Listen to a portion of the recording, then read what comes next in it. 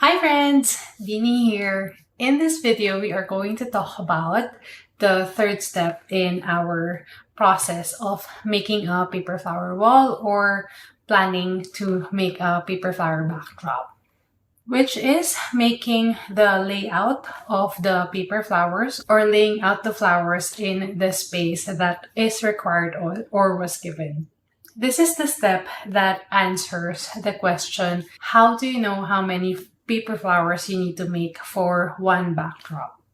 Before we dive in further, if you haven't had the chance to watch the start of the series, then click this link to watch the overview of the series and go from there. Then do not forget to like this video and to subscribe to our channel. And if you are making your own paper flower wall, do check out our digital templates and online workshops. We have a lot of templates available in our website. So it's dwbloom.com/workshops. This and the next step will get a bit technical just because we are going to need the help of some tools or some software. For this step, I usually use Inkscape. So it's a free graphic design software. It's a free version of Adobe Illustrator, which of course you can also use, but that's the paid version. Honestly, you can also use Cricut Design Space, but I haven't tried it yet, but basing from, my usage of Cricut Design Space, I am foreseeing that it can be challenging just because it doesn't have the lock option for layers. So selecting objects will be challenging. So you might see later, or if you want to try it yourself. So you might find it a bit more challenging. Inkscape is also free for Mac users, but I believe you need to download a plugin. And it was years ago that I've tried using Inkscape in Mac. I just find it challenging because the shortcuts are not the same, and for me it's just very easy to use, or it's easier to use it in PC or computer or Windows basically. So for myself, I do lay out my space normally or often in Inkscape. I've also used Illustrator before, most especially if I need like more details into my layout, but Inkscape really is the way to go. Disclaimer, so this will not be a tutorial for Inkscape. So I will be mentioning, I will be showing some things, but I will not be delving into the commands, into the details. If you want a tutorial, let me know. If there's going to be a demand, then I will perhaps do a brief version. But for this one, I'm just going to show you the process. For this step, our sample will be the paper dahlia wall, just because I was able to intentionally record it while I was doing it at the moment. But I will also show you the layout that I did for the Greensboro Science Center or for the sunflower wall later in the video. Now, the first thing that I usually do is create the size or space of the backing. Now, Inkscape doesn't have feet in terms of measurement. So what I usually do is use inches. So 8 feet is 96 inch. Hence, my size is 96 by 96 inches. So this is a good and accurate scaled representation of our 8 by 8 foot wall. Next, I will create one of each of the paper flowers or the ingredients that we have, or that I have finalized, that I will be using for this wall. So this is basically the ingredients that we have finalized from step number 2, let's say.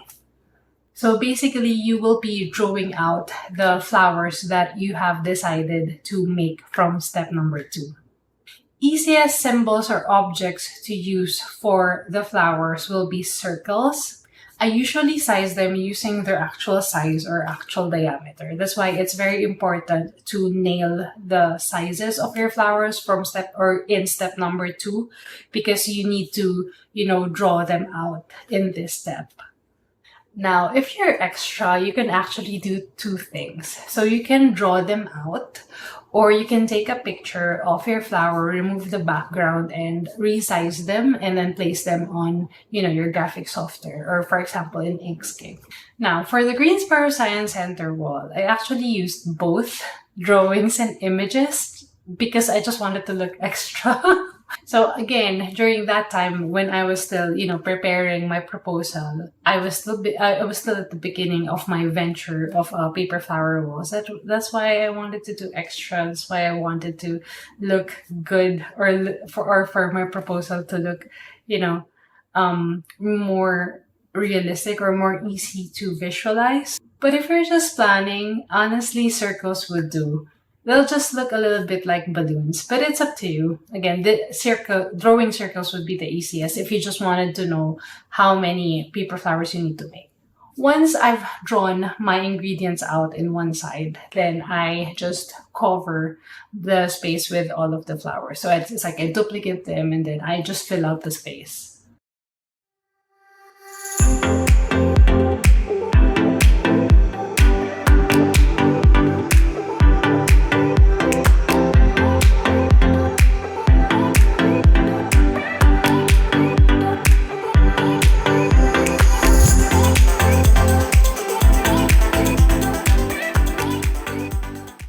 So once I'm happy with the layout, I then put the same flowers on the side together and then I count them manually. And this is how I know how many paper flowers I kind of need to make. So for now, this is a manual work of placing them and counting them manually.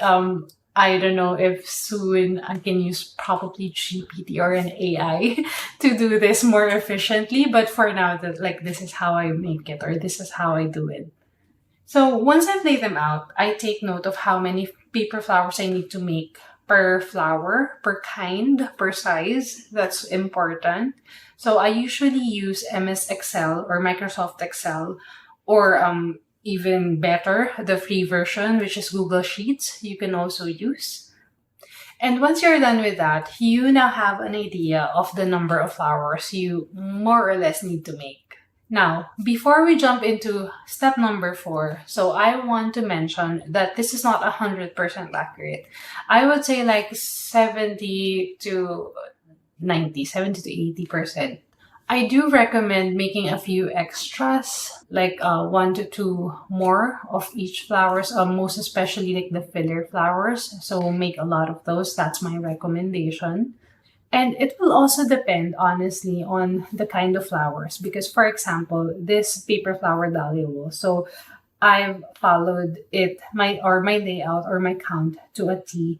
And then when I've set it up in actual, so I have a few 8 inches dahlia left. And so it should fill up some of the spaces, but I plan to just make a number of this 13-inch dahlia. But as you can see, my layout is not perfect, but if you compare it to the space that is left to fill up, it's not that bad. So it's like the layout will give you more or less, again, as I've mentioned, an approximate number of flowers that you need to make. At least I've made all of the basics, and that's what's important. So what I usually do is I do this ahead of time so that I have time to correct, or not really correct, but add flowers if similar to this one I kind of lack a number of flowers. So yep. So if you'll see the paper dahlia, so there are like a lot of spaces that we can fill in. So what happened was I kind of moved some flowers in to those spaces, so that left me with a portion lacking of flowers. So I ended up short of 11 flowers. But this is for the paper dahlia. I find that this technique with paper roses, the accuracy is like more or less 90%. I have more success with the layout count with paper roses, just because they're bulky and I don't really there's no space really to push the flowers in or things like that. So yeah, it will also depend on the flower, but that's just the discretion here. create more, create extra, create more. This is not 100% accurate, but it will give you a good count of like, you know, it's better than just creating up until your heart's content, because it's like you don't really have like a solid number to target when you are making. And of course, this has a good basis because you more or less have the measurements of the flowers that you will be using and you laid it out. And also a note or a tip. So plan your production accordingly. I mean, of course, we need to rush, but it's like for me, I always leave about like even a day or two to like really lay out in actual, like set up my wall in actual, just to make sure that they would really fit the space. But well, not all the time, because the wedding boutique, so I just created extras. But again, it was kind of successful because it was the roses. This process has a lot more success when it comes to roses compared to, you know, the dahlias. So that's just about our step number 3. Let us now go to the next step, which is step number 4, creating a cut tally. So this step is more math-ish than I would have liked. But, you know, as I've mentioned in the overview, math is just, you know, part of our daily lives. So yeah, so again, thank you so much for watching this step, our step number 3. Again, if you are going to make your own paper flower wall, we have a lot of digital templates for paper flowers that are easy to use and of course are beautiful. So do check them out, dwblooms.com/workshops. And again, please do like this video and do subscribe to our channel. Bye!